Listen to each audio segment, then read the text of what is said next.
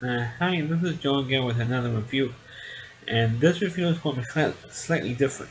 Instead of doing a review of a movie or television show, I'm going to do a review of a musical concert that aired on the cable network Showtime way back in 1989, and it's called the Frank, Liza, and Sammy, the Ultimate Event.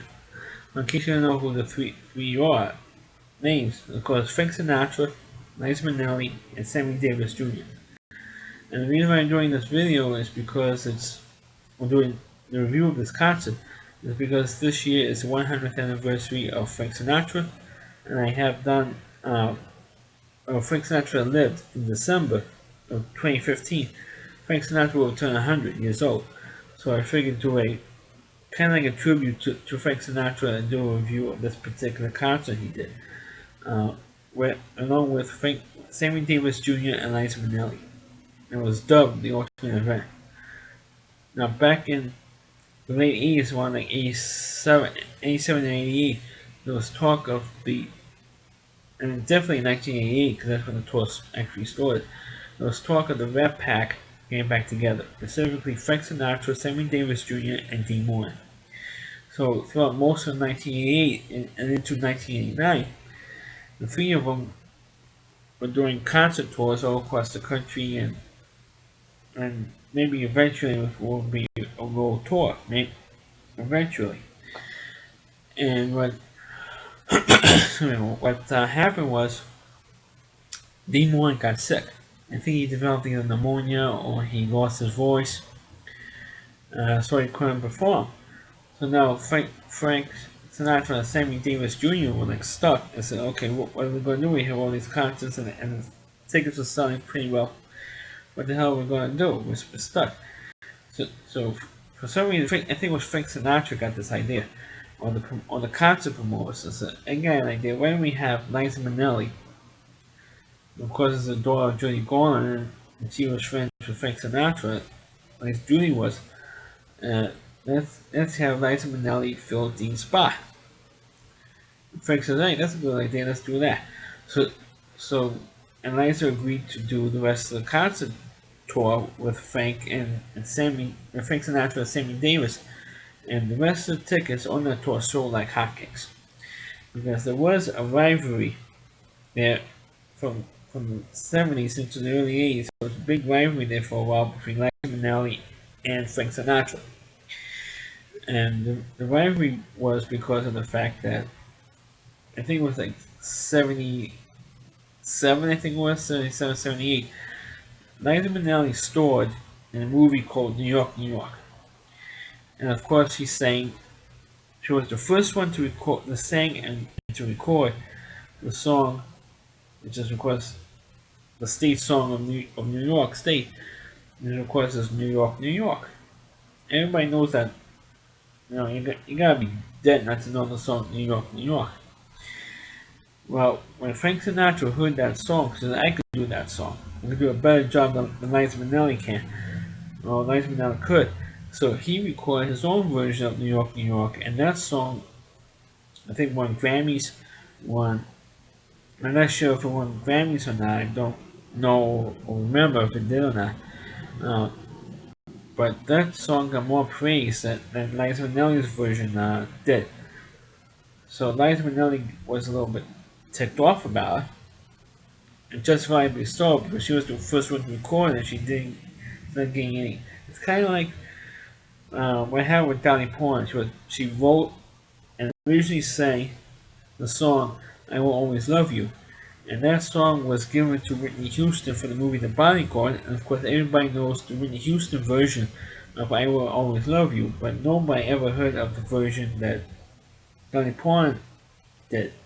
Even though Dolly Parton was the one who originally, not only did she originally sang this and recorded the song, but Dolly Parton actually wrote that song. Same thing happened this is like before years before the Bodyguard, like almost 20 years before the Bodyguard. Uh, New York, New York, New York was actually Liza Minnelli's song, and Frank Sinatra stole that, stole the spotlight from him, but recorded her own version. So it was a big long rivalry after a while, for a long while. And then all of a sudden, by the late 80s, it gets it kind of, in a way, kind of patched things up a little bit, and they decided to perform together in this concert tour. Well, the concert that was filmed in Showtime was like filmed in either December 1st, 2nd, or 3rd.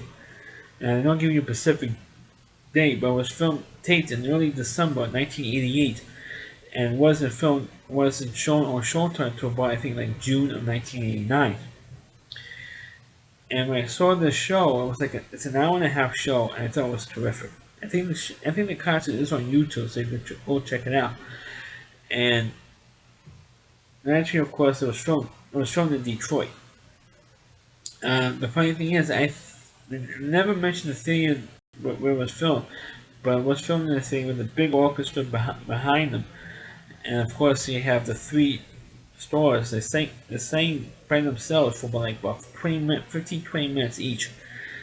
And the first one up was Sammy Davis Jr. He was the first one up, and he sang about 4 or 5 songs. And I think that each of them all sang about 4 or 5 songs each. And then, of course, the last segment, which lasted about maybe 15, 20, about approximately 15, 20 minutes, the three of them sang songs sometimes together, and sometimes a little medley of songs individually. They would rotate. First, Sammy would sing a song, and then Frank Sinatra would sing one, and then Liza, and then it would just rotate the three of them. And then sometimes all three of them would sing a song or break up that rotation thing, and the three of them would sing a song together. And of course, um, like I said, Sammy was the first one to sing. He sang a couple of his trademark songs. And of course, he sang, of course, Candyman, What Kind of Fool Am I?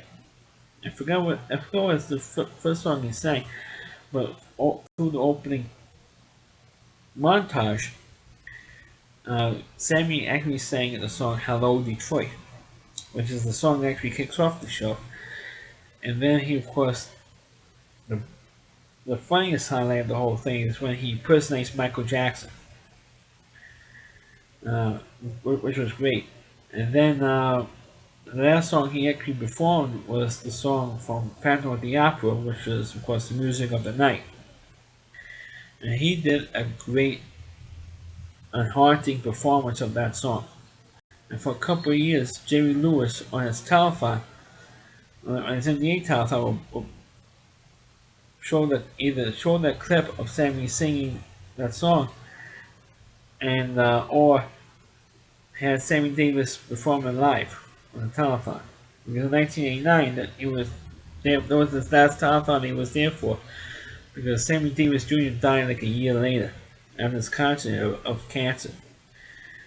And then, of course, afterward, Sammy Davis performs his set. Here comes Liza Minnelli, and of course, she does all that jazz. She does the song Ring Them Bells. She did 2 new songs, actually. And of course, the last song that she performs before Frank Sinatra comes out was, of course, Cabaret. And of course, she leaves. She literally runs off the stage. And here comes Frank. And he, of course, he performs some old standards, like he sang Where Will Win, or he sang couple of his, he sang Mac the Knife. And the problem is that he changes a lot of the lyrics in Mac the Knife. Of course, which is famous for probably Darryl sang that song, but Frank changed a lot of the lyrics in that. The problem with Frank Sinatra was, especially later on in his life when he was performing, he would forget the lyrics. And you could tell there's one moment in his first song, Where or When, he goes, he pauses, and then he remembers the rest of the song. Mac the Knife, if he forgets lyrics, he'll make stuff up. He'll make up his own lyrics right on the spot. And of course, the last song that Frank Sinatra performs by himself before Sammy Davis and Liza Minnelli come back out was, of course, his song My Way. Which he didn't forget a word of My Way.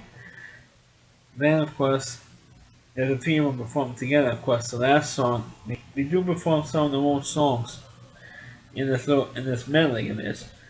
Of course, the most famous bit they did was, of course, New York, New York at the end of the show. And of course, when all three of them were on the stage together at the same time, the piano player was starting to play the first few notes of New York, New York. And of course, Sammy would make a joke out of it and say, "Okay, time out." And he goes, "You two guys should team up and do that. It's not fair. It's not fair to me. You two guys should do that song by yourselves, but it's not fair to me though. You two guys should do that. Leave me out of it." So okay, we won't mention it. And Frank says, "I want to mention it because I'm the leader here." So so so they have that little joking with each other, and of course throughout this whole melody, they're all joking with each other at times. And of course, in the end of the show, they do New York, New York, and Sammy came in and said, "Okay, we do the song," and that's of course how the show ended. And as a concert, this is one of my favorite. I know you 9 times out of 10, I don't usually watch these concerts that's on television. Uh, you know what? Because if you see him a few times, I mean it's ridiculous, but it's great to see these three legends, musical legends, on the same stage at the same time. And this is what I think was really the last big concert tour that Frank Sinatra did. Like I said, like a year, almost a year after this concert show originally aired on Showtime, Sammy Davis Jr. died of cancer. And of course, uh, 9 years after the show aired, Frank Sinatra died. And the only one who's still alive was Liza Minnelli. Of course, we know her recent problems. She went back to alcohol rehab and drug rehab. And the show is a sad thing that Liza Minnelli is the last one left from this particular concert show.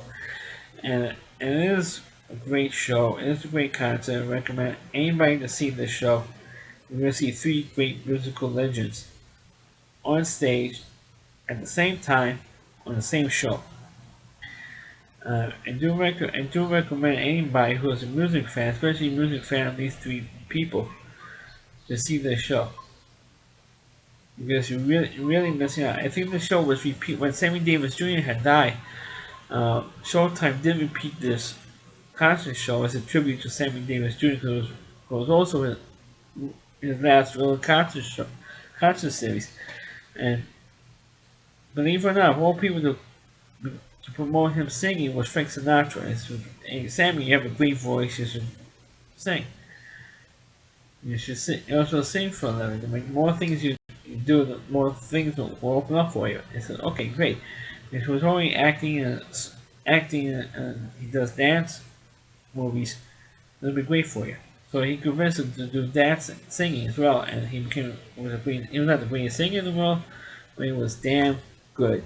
And this guy, Sammy Davis, could do it all. God love him. I mean, he really could do it all, and he did do it all in show business. Same thing with Frank Sinatra. He couldn't dance as well as Sammy could, but he could do it all as well. So could Liza Minnelli. All three of them, and they were all legends. So this is my review of uh, Frank Laser and Sammy, the Ultimate Event.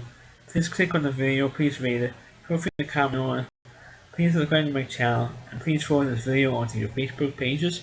And also you can check out all my videos not only on my YouTube channel, but also on rowdyc.com. It's all WDY, and then C.com.